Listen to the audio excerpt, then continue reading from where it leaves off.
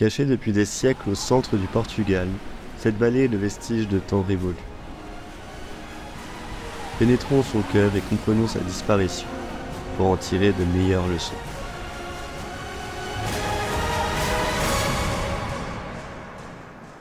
Pour ce premier épisode hors série au Portugal, on se retrouve à Coimbra, au nord de Lisbonne. Ancienne capitale du Portugal avant la prise de Lisbonne, Coimbra fut témoin de la naissance des 5 premiers rois du Portugal.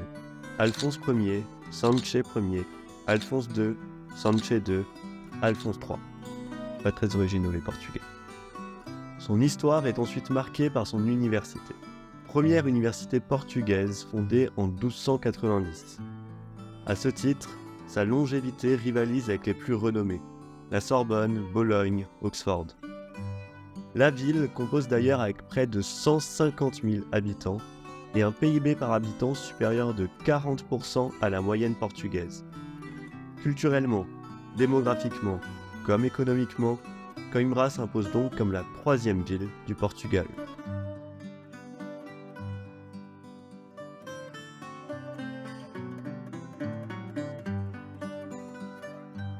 Et tu l'auras remarqué, à Coimbra coule un fleuve, le Mondego. C'est grâce à lui que l'on va remonter à notre fameuse vallée. Le Mondego est l'un des deux, et le plus long des deux, fleuve à prendre sa source au sein même du Portugal. Dans le cas du Mondego, il prend sa source dans la Serra da Estrela. Allons-y. Cette montagne abrite le plus haut point du Portugal continental, situé à 1993 mètres d'altitude, à Torre. Pour l'anecdote, la tour mesure 7 mètres pour pouvoir atteindre les 2000 mètres d'altitude à son sommet. On y mange un des meilleurs fromages du pays, on peut y skier en hiver et surtout, pour nous, on peut se promener dans la vallée du Zézer. La vallée du Zézer est en fait une ancienne vallée glaciaire et c'est le moment de faire un point sur ce sujet.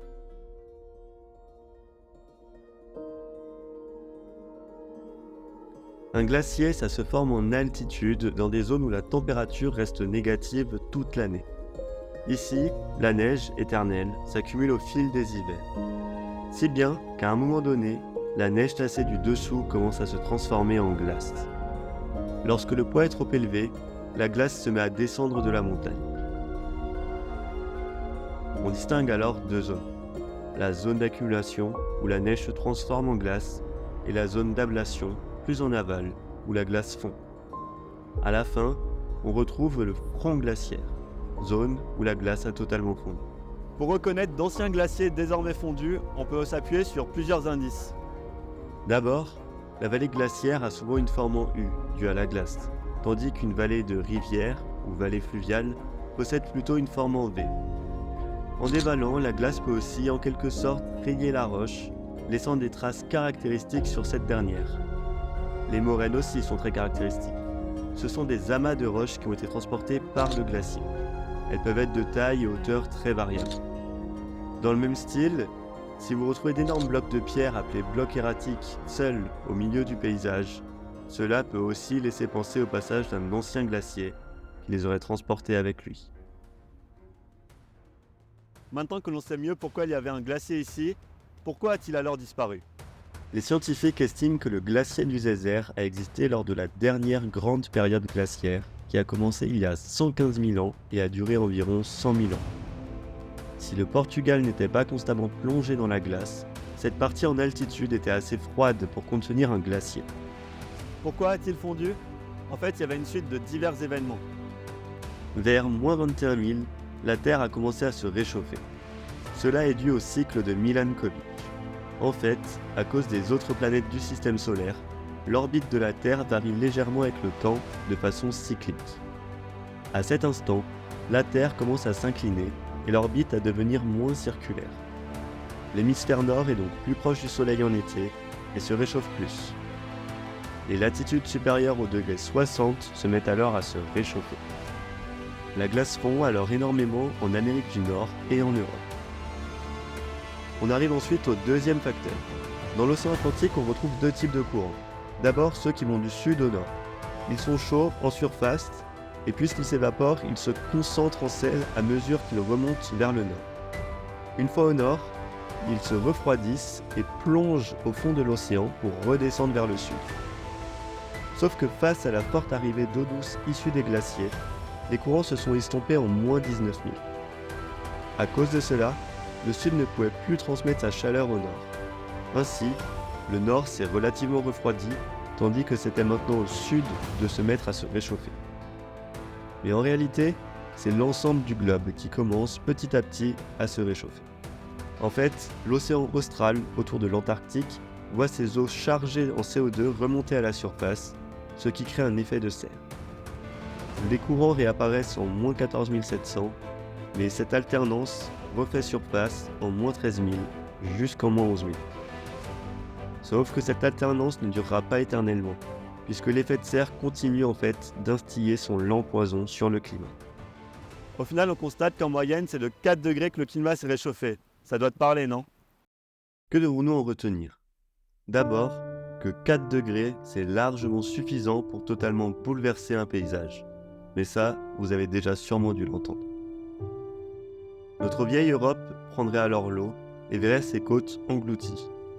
Des territoires qui, chanceux, seraient encore émergés, donneront à voir des spectacles étranges. Désertification dans le sud, palmiers à Paris, montagnes nues dans les Alpes. Ensuite, nous voyons qu'une boucle de rétroaction positive, c'est très dur à arrêter. En d'autres termes, une fois que tout part en live, c'est quasiment foutu. Dans notre exemple, on le voit bien. Chaque conséquence aura d'autres conséquences, et ainsi de suite. Et enfin, et c'est là le message d'Edouard Barr, membre du CNRS que vous retrouverez en source, c'est bel et bien l'effet de serre qui a réchauffé tout ce climat. Et donc, bien que l'orbite de la Terre devrait actuellement nous ramener vers une période plus froide, l'effet de serre que nous créons bouleverse totalement les températures terrestres.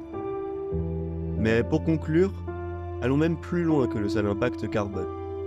Les glaciers, c'est aussi ceux qui maintiennent tout notre cycle de l'eau actuel. Plus de glaciers, c'est plus de 60 à 70% de nos réserves d'eau douce qui disparaissent. Cela veut dire, pour les glaciers continentaux, de nombreux glissements de terrain, des avalanches, des inondations, mais aussi de possibles sécheresses dans ces régions montagneuses lors d'années particulièrement chaudes. Et c'est pas fini. À la plage, si les glaciers des pôles continuent de fondre à cette vitesse, cela impliquera une augmentation du niveau de la mer et l'érosion des littoraux. Peut-être serait-il temps de considérer la question avec sérieux. Depuis 2000, les glaciers perdent en moyenne 260 milliards de tonnes chaque année. Mais en plus, ça s'accélère. Depuis 2010, on estime que chaque décennie, les glaciers perdent 50 tonnes de plus par an. Et si vous voulez vous rendre compte de cette fonte et de son accélération, je vous conseille de vous rendre dans les Alpes, à la mer de glace. Ça m'avait particulièrement marqué.